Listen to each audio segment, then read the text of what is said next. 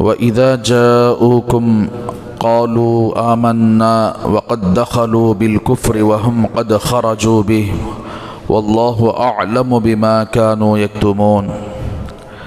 جب وہ یہودی تمہارے پاس آتے ہیں تو کہتے ہیں کہ ہم ایمان لے آئے، وَقَدْ دَخَلُوا بِالْكُفْرِ، حالانکہ وہ آپ کی مجلس میں آتے ہیں تو کفر کے ساتھ آتے ہیں، کفر کے ساتھ داخل ہوتے ہیں، وَهُمْ قَدْ خَرَجُوا بِهِ، اور آپ کے پاس سے نکلتے ہیں تو کفر ہی کے ساتھ نکلتے ہیں، واپس ہوتے ہیں۔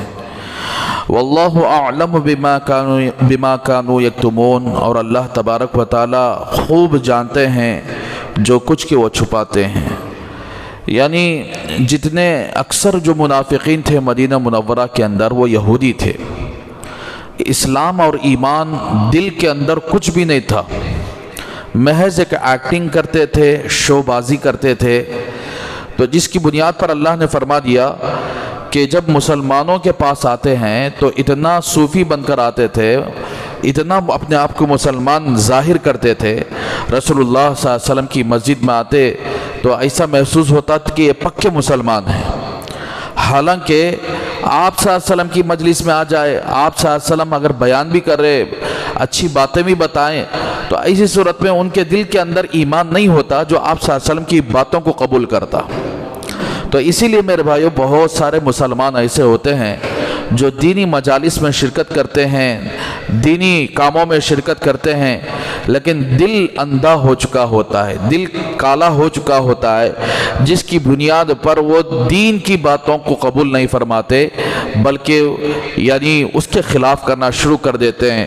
تو اسی بنیاد پر اللہ تبارک و تعالیٰ نے ان منافقوں کے سلسلے میں فرمایا کہ جب وہ آپ کے پاس آتے ہیں تو کہتے ہیں ہم نے ایمان لے آئے، حالانکہ وَقَدْ دَخَلُوا بِالْكُفْرِ، وہ کفر کے ساتھ آپ کے پاس آتے ہیں، دل کے اندر کفر رکھتے ہوئے آتے ہیں، وَهُمْ قَدْ خَرَجُوا بِهِ، اور وہ جب نکلتے ہیں آپ کے پاس سے تو کفر ہی کے ساتھ آ کر کے واپس نکلتے ہیں، ایمان لے کر نہیں جاتے۔ بلکہ صحابہ کرام رضی اللہ عنہ اجمعین کی صفات ایسی تھی کہ جب وہ آپ صلی اللہ علیہ وسلم کی خدمت میں آتے تو ان کا ایمان اور اضافہ ہو جاتا، ایمان میں اور ترقی ہو جاتی۔ یہ صحابہ کی صفت تھی۔ منافقین جیسے آئے تھے کفر کے ساتھ آئے تھے، کفر کے ساتھ واپس لوٹتے ہیں۔ واللہ اعلم بما كانوا يكتمون، اور اللہ خوب جانتے ہیں جو کچھ کہ وہ چھپاتے ہیں، یعنی جو کفر وہ چھپا کر پھرتے ہیں، مسلمانوں میں مسلمان اسلام کو ظاہر کرتے ہیں اور جب کافروں کے پاس چلے جاتے ہیں تو بولتے ہیں کہ ہم تمہارے ساتھ ہیں۔ تو یہ اللہ تبارک و تعالیٰ کو معلوم ہے، لوگ جانے یا نہ جانے لیکن اللہ کو خوب معلوم ہے۔ تو بہرحال میرے بھائیو اسی لیے کہتے ہیں کہ ہمارے یہاں تو نفاق بہت زیادہ پایا جاتا ہے۔ نفاق بڑی گندی چیز ہے۔ دو رنگی پن جس آدمی کے پاس رہتا ہے تو سمجھو کہ وہ بہت برا آدمی ہوتا ہے۔ دو رنگی پن نہیں ہونا چاہیے بلکہ ایک رنگ ہونا چاہیے، ایک زبان ہونا چاہیے، ایک چہرہ ہونا چاہیے۔ تو بہرحال اس کے بعد اللہ تبارک و تعالیٰ فرماتے ہیں ان یہودیوں کی خباثت اور ان کے گناہ کے سلسلے میں، وَتَرَى كَثِيرًا مِّنْهُمْ يُسَارِعُونَ فِي الْإِثْمِ وَالْعُدْوَانِ وَأَكْلِهِمُ السُّحْتَ لَبِئْسَ مَا كَانُوا يَعْمَلُونَ۔ پیغمبر آپ دیکھیں گے ان میں سے بہت سارے لوگوں کو، بہت ساروں کو، یسارعون فی الاسم والعدوان، جو دوڑتے ہیں گناہوں میں اور زیادتی میں، وَأَكْلِهِمُ السُّحْتَ، اور حرام کھانے میں۔ لَبِئْسَ مَا كَانُوا يَعْمَلُونَ، کیا ہی برا ہے ان کے وہ کام جو کیا کرتے ہیں۔ لولا ينهاهم الربانيون والاحبار عن قولهم الاثم واكلهم السحت، کیوں ان کو درویش یا پیر، ان کے پیر اور علماء ان کے گناہ سے کیوں نہیں روکتے اور ان کو حرام کھانے سے کیوں نہیں روکتے؟ لبئس ما كانوا يصنعون، ان کے علماء اور ان کے پیر کیا ہی برا کام کر رہے ہیں۔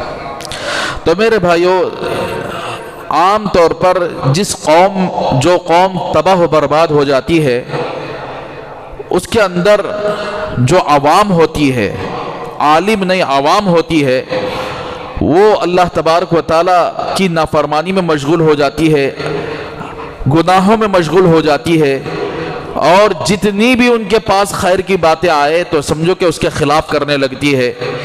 یہ عوام کی بات ہے. اسی لیے اللہ نے فرمایا کہ آپ بہت سو کو دیکھیں گے کہ گناہوں کی طرف دوڑتے ہوں گے. اسم کہتے ہیں اللہ کی نافرمانی، اللہ کا حق ضائع کرنا. اسم کہتے ہیں اللہ کا حق ضائع کرنا. مثال کے طور پر اللہ نے نماز پڑھنے کا حکم دیا تو نماز کو چھوڑ دینا، زکوٰۃ ادا کرنے کا حکم دیا زکوٰۃ کو چھوڑ دینا، حج کرنے کا حکم دیا حج چھوڑ دینا، روزہ رکھنے کا حکم دیا روزہ چھوڑ دینا، اور سود وغیرہ نہ کھانے کا حکم دیا تو سمجھو کہ اس کے اندر ہاتھ ڈال دینا، زنا نہ کرنے کا حکم دیا تو زنا کرنا، اور اسی طرح شراب نہ پینے کا حکم دیا تو شراب پی لینا. جتنے اللہ کے حقوق ہیں اس حقوق کو ضائع کرنے کا نام اسم ہے.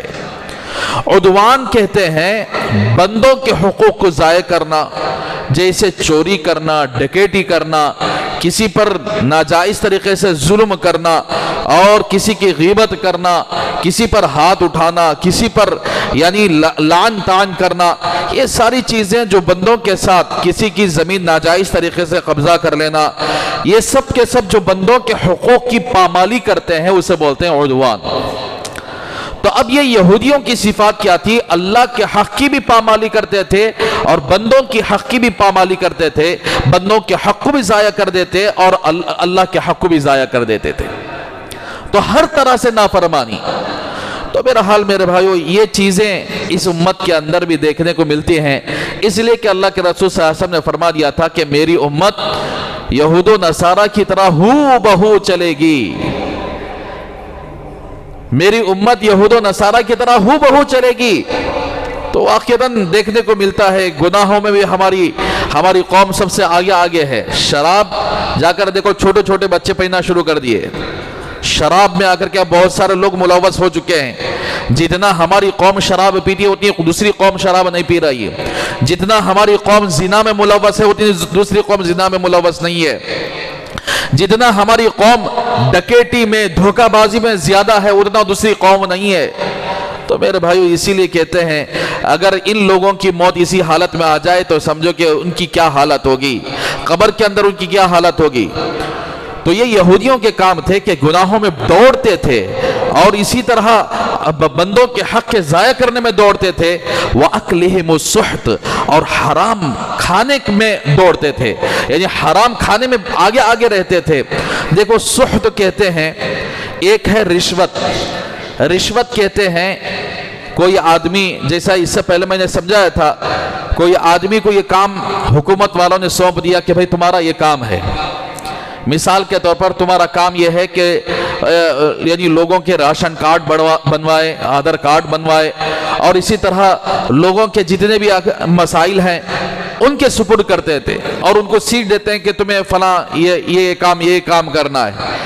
اب امت جاتی ہے کہ بھئی میرا راشن کارڈ نہیں بن رہا ہے، میرا آدھار کارڈ نہیں بن رہا ہے، تو وہ کہتے ہیں کہ 500 روپے دے ڈالو، تم نہ 2-3 دن کے اندر ایسا کا کر ڈالتا ہوں.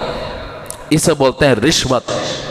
اللہ کے رسول صلی اللہ علیہ وسلم نے فرمایا رشوت کا دینے والا اور دلوانے والا دلال جو بیچ میں ہوتا ہے، دیکھو جا کر دیکھو میونسپلٹی میں کام ہی جا کر دیکھو ویسے دلالا بلّا رہتی ہیں، کیا جی کام آیا سو یہ کام 500 روپے دیا لو میں کرا دوں، تم نا 500 روپے دیا لو میں کرا دوں. سار پوچھتے نہیں، سار منہ کھول کو پوچھتے نہیں، ان کو لگاتے سو خالی. تو یہ دلالی کرنے والا، رشوت دینے والا، رشوت کھانے والا، لینے والا، اللہ کے رسول صلی اللہ علیہ وسلم نے ان پر لعنت فرمائی ہے. اللہ اکبر. اللہ کے رسول کی بددعا ہے ان لوگوں پر. معمول لوگ بددعا دے تو یعنی ان کی بددعا بھی فوراً قبول ہو جاتی ہے، مظلوموں کی بددعا فوراً قبول ہو جاتی ہے. اللہ کے رسول جس پر بددعا دیے تو سمجھو کہ اس میں کیا شک ہے. تو میرے بھائیو ان پر لعنت پر، یہ بولتے ہیں رشوت. کام تو کرتے ہیں لیکن پیسہ لے کر کرتے ہیں، حالانکہ ان کو بٹھایا گیا تھا، حکومت ان کو پیسہ دیتی ہے، تنخواہ دیتی ہے، اس کے باوجود بھی یہ لوگوں کے پاس پیسہ لے کر کام کرتے ہیں. یہ پیسہ رشوت ہوتا ہے. رشوت دینے والا، لینے والا، دلوانے والا سب کے سب لعنتی ہیں. اور ایک ہے سحت. سحت کہتے ہیں مثال کے طور پر میرے حق میں میں ناحق ہوں، ایک آدمی حق پر ہے، یا وہ آدمی ناحق ہے یا میں حق پر ہوں، کسی کے پاس فیصلہ کروانے کے لیے جائے، ناحق والے کو کے حق میں فیصلہ کر دینا. مثلاً کوئی آدمی کسی کو قتل کر ڈالے، کورٹ میں ڈالے، تو ایسی صورت میں قاتل کا سپورٹ کرنا، قاتل کو چھوڑ دینا، ظلم کرنے والے کو چھوڑ دینا، تو سمجھو کہ پیسہ لے کر جو چھوڑا جاتا ہے سمجھو کہ وہ ناحق ہے، اسے بولتے ہیں سحت. جیسا کہ ججاں بھی رندے، وکیلاں بھی رندے، اسی طرح قاضیاں بھی رندے کیا کرتے ہیں، دو لوگ آپس میں مل کر کسی مقدمہ لے کر جاتے ہیں، تو ایسی صورت میں پیسہ لے لیے سوچ جو ناحق ہوتا ہے اس کے حق میں فیصلہ کر دیتے ہیں. تو یہ اسے بولتے ہیں سحت. یہ یہودیوں کی بیماری تھی. آپس میں ملوانا ہے یا آپس میں توڑوانا ہے، تو جو ناحق ہوتا ہے، جو مظلوم ہوتا ہے، اس کو چھوڑ کر ظالم کے حق میں سپورٹ کر کے فیصلہ کر دینا پیسہ لے کر. یہ خطرناک گناہ ہے اور یہ پیسہ سخت حرام ہے. رشوت سے زیادہ یہ پیسہ حرام ہے. یہ یہودیوں کی عادت تھی. اللہ وہی فرما رہے ہیں کہ وَأَكْلِهِمُ السُّحْتُ، ان کا یعنی حرام کھانے کی طرف آگے آگے دوڑنا. تو یہ امت کے اندر بھی یہ بیماری پیدا ہو گئی کہ مظلوموں کی آہ سنی نہیں جاتی. آج کل ظالموں کا سپورٹ کرنے کے لیے بڑی بڑی جماعتیں کھڑی ہو جاتے ہیں، ظالم کی واہوائیں کرنے کے لیے بڑی بڑی جماعتیں کھڑی ہو جاتی ہیں، بہت سارے لوگ سپورٹ میں آ جاتے ہیں. میرے بھائیوں، خیر دنیا کے اندر تو ظالم تھوڑی دیر کے لیے خوش ہو جاتا ہے، لیکن اللہ تبارک و تعالی بڑے بڑے ظالموں کو نہیں چھوڑے. کیسے کیسے ظالموں کے اللہ تبارک و تعالی نے گردن پکڑ کر ختم کر دیا. ابو جہل کتنا اتراتا تھا، ابو لہب کتنا اتراتا تھا. اللہ کے رسول صلی اللہ علیہ وسلم کو نعوذ باللہ قتل کرنے کی کیسے سازشیں کی ہے وہ لوگ. آج جا کر دیکھو جنگ بدر کے میدان کے اندر کنویں میں پڑے ہوئے ہیں. ایسی ذلیل موت اللہ نے ان کو دی ہے. قارون موسیٰ علیہ السلام سے چیلنج کرتا تھا مال کے ہوس اور مال کی گھمنڈ میں، اللہ نے کیسے اس کو ختم کر دیا. فرعون موسیٰ علیہ السلام کے مقابل میں آ کر کس طرح اس نے موسیٰ علیہ السلام کے قوم کے بچوں کو ذبح کیا، کیسے کیسے تکلیفیں دی. کہاں ہے وہ؟ تو اس لیے ظالم تھوڑی دیر کے لیے خوش ہو جاتا ہے کہ میرے ہاتھ میں طاقت ہے، میرے ہاتھ میں مال ہے، میرے ہاتھ میں عہدہ ہے، تو سمجھو کہ اس مال اور عہدے کو اللہ سیکنڈ میں ختم کر سکتے ہیں. تو اس لیے میرے بھائیوں اللہ سے ڈرنا چاہیے. رشوت دے کر کوئی بھی آدمی ظالم بن کر کسی کو پیسہ دے کر اپنے حق میں فیصلہ کروا لے تو سمجھو کہ وہ بھی ظالم ہے، فیصلہ کرنے والا بھی ظالم ہے. تو اس لیے اللہ کی لاٹھی برستی ہے، دیر سے برستی ہے. جب برستی ہے تو سمجھو کہ کوئی مائی کا لال اللہ کی لاٹھی سے بچانے والا نہیں ہوتا. لبئس ما کانوا یعملون، یہ وہ عوام بہت ہی برا کام کرتے ہیں. لولا ینہاہم الربانیون، ٹھیک ہے بھئی عوام غلط کام کرتی ہے، عوام غلط راستے پر چل رہی ہے. اللہ پوچھ رہے ہیں کہ ان کے علماء کیا ہو گئے. علماء کی ذمہ داری یہ ہوتی ہے کہ عوام کو صحیح راستہ بتلائے، غلط راستے سے بچائے، اللہ کی نافرمانی کے راستے سے بچائے. تو اب ان کے علماء کا یہاں تذکرہ ہو رہا ہے کہ لولا ینہاہم الربانیون والاحبار عن قولہم الاثم واکلہم السحت، کیوں ان کو ان کے پیر درویش ان کے علماء ان کو گناہ کی بات سے کیوں نہیں روک پا رہے ہیں اور کیوں حرام کھانے سے نہیں روک رہے ہیں. تو میرے بھائیو آج کل مساجد میں کیا ہوتا بولے تو کیا تو بھی سود کی بات کرے اور مسجدوں کے اندر سود کھانے والے بیاج کھانے والے زیادہ ہوں تو اب سب سے پہلے اس عالم پر یعنی حملہ کر دیتے ہیں جی تمہیں سود کی بات کرنا نہیں، ہاں نہیں کرنا. اسی بنیاد پر بہت سارے ایسے علماء آج موجود ہیں جو محض مخلوق سے ڈر کر حق بات نہیں کہہ پاتے، عوام سے ڈر کر حق بات ان کے سامنے نہیں پیش کر رہے ہیں. اسی لیے امت کے اندر برائیاں، زنا زیادہ ہو چکا ہے، رشوت زیادہ ہو چکی ہے، سود زیادہ ہو چکا ہے، حرام کمائی زیادہ ہو چکی ہے. کیا بولے تو نکال ڈالتی، امامت سے ختم کر ڈالتی، لوگوں کو ساتھ لے کر چلنا. لوگ حرام کام کر رہا ہے, اب حرام کام بولے بغیر ساتھ لے کر چلنے کا کیا معنی ہوتا ہے؟ لوگوں کو غلط بات نہ کہنا, یہ ساتھ لے کر چلنا ہوا؟ تو میرے بھائی یہ یہودیوں کی عادت تھی, لوگوں کو ملا لیتے تھے, آؤ تم نہ کیسا فتویٰ ہونا چاہیے, تم حرام کھا رہے ہو نا, ہم حرام کو حلال بنائیں گے, حلال کو حرام بنائیں گے. تو اس لیے میرے بھائیوں, امت کے علماء کی سب سے بڑی ذمہ داری یہ بنتی ہے کہ علماء امت کو صحیح راستہ دکھلائے, ورنہ کل قیامت کے دن اللہ تبارک و تعالیٰ ان علماء کا گریبان پکڑیں گے, صف میں کھڑا کریں گے. امت غلط کام کر رہی تھی, تم دیکھ کر خاموش رہ رہے تھے, مصلحت کا نام, حکمت کا نام لے کر لوگوں کے ایمان سے کھلواڑ کر رہے تھے, دین سے کھلواڑ کر رہے تھے. تو میرے بھائیوں, اسی لیے آج کل بھی بہت سارے لوگ اسی راستے پر چل رہے ہیں, چاہے امت کے اندر کیسا بھی بگاڑ آ جائے, ان کے منہ سے ایک زبان نہیں نکل رہی ہے غلط ہو رہا ہے, یہ غلط کر رہے ہیں, یہ کام غلط ہے, لیکن سپورٹ میں کھڑے ہو جاتے ہیں, غلط کام کرنے کے سپورٹ میں کھڑے ہو جاتے ہیں. کوئی بڑا آدمی, مالدار آدمی غلطی کر دیا, کوئی بڑا آدمی غلطی کر دیا, اگر امام کے پاس وہ مسئلہ آ جائے اور امام کے پاس اتنی طاقت نہیں ہوتی کہ اس کو منہ کھول کر بولے کہ آپ نے غلط کیا ہے.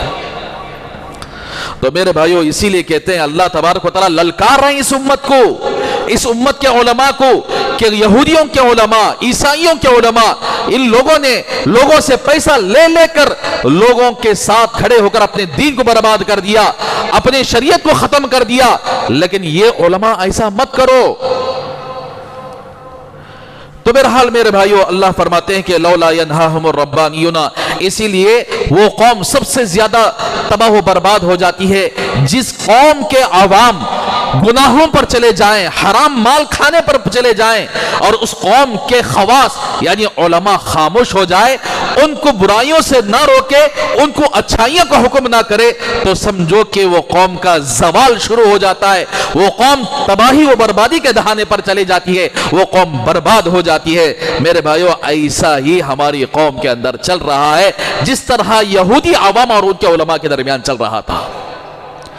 الحمدللہ آج بھی بہت سارے ایسے علماء بھی موجود ہیں جو بغیر اللہ سے ڈر کر, عوام کو ڈرے بغیر, گنڈا گروں کو ڈرے بغیر اپنی حق بات, اللہ کی بات, اللہ کے رسول کی بات ان تک پہنچاتے ہیں, اور اللہ کے علاوہ وہ کسی سے نہیں ڈرتے. الحمدللہ آج ایسے علماء بھی موجود ہیں اور کام بھی کر رہے ہیں, اور ان کے پیچھے حالات بھی آ رہے ہیں. حالات کا مقابلہ کرتے ہوئے اللہ کے دین کی بات لوگوں تک ہو بہو پہنچا رہے ہیں, حق بجانب یعنی وہ لوگوں کو حق کا راستہ دکھلا رہے ہیں. ایسے علماء کے لیے مبارکبادی ہے. لیکن ایسے علماء جو ناحق کو حق بتا کر لوگوں کے سامنے پیش کر رہے ہیں, تو سمجھو کہ ایسے علماء کل قیامت کے دن پکڑے جائیں گے. تو بہرحال میرے بھائیوں, اللہ فرما رہے ہیں لبئس ما کانوا یصنعون, یہ جو یہودیوں کے جو علماء تھے جو اپنی قوم کو یعنی برائیوں سے روکنا چھوڑ دیے تھے, وہ کیا ہی برا کام کر رہے ہیں. تو بہرحال میرے بھائیوں, ہر زمانے کے اندر ایسے لوگ موجود ہوتے ہیں, لیکن ایک بات یاد رکھیں, آپ کسی یعنی ایسے لوگوں کے پیچھے نہ جائیں جو لوگوں کی ہاں میں ہاں ملا کر چلتے ہوں, بلکہ ایسے لوگوں کے پیچھے چلیں جو صحیح آپ کو مسئلہ بتاتے ہوں, صحیح آپ کی رہنمائی کرتے ہوں. ایسے علماء کے پیچھے چلیں گے تو انشاءاللہ منزل مقصود تک پہنچیں گے. اگر ہم نے یعنی غلط راستہ اپنایا, غلط راستے پر اڑے رہے, تو جس طرح یہودیوں کو اللہ نے تباہ و برباد کر دیا, تو سمجھو کہ یہ قوم بھی تباہ ہو جائے گی. اگر رسول اللہ صلی اللہ علیہ وسلم کی سنت اور شریعت کو چھوڑ کر غلط راستے پر جائے گی, گمراہی راستے پر جائے گی, وہ قوم بھی تباہ و برباد ہو جائے گی. اسی لیے اللہ تبارک و تعالیٰ نے قیامت تک کے لیے اس امت کے علماء کو رکھ دیا اپنے دین کی حفاظت کے لیے. انشاءاللہ اللہ کے رسول صلی اللہ علیہ وسلم جو دین لائے ہیں وہ مکمل دین اللہ نے یعنی دین کو مکمل کر دیا ہے, اور دین کی حفاظت کا کام اللہ تبارک و تعالیٰ علماء سے لے رہے ہیں. اور ہر زمانے کے اندر بھی دین کے اندر یعنی آپ صلی اللہ علیہ وسلم کے زمانے کے بعد صحابہ دین کی حفاظت کرنے والے بنے, صحابہ کے بعد تابعین, تابعین کے بعد تبع تابعین, اسی طرح یہ سلسلہ آج تک چلا آ رہا ہے اور قیامت تک انشاءاللہ یہ سلسلہ چلے گا. اسی لیے علماء حق کے پیچھے ہم سب کو چلنا چاہیے, ہر کام دنیا کا ہو دین کا ہو ان سے مشورہ لے کر چلنا چاہیے. اگر کریں گے تو انشاءاللہ ہماری دنیا بھی بنے گی اور آخرت بھی بنے گی. اللہ سے دعا کریں کہ اللہ تبارک و تعالی ہم سب کو ان باتوں پر عمل کرنے کی توفیق عطا فرمائے.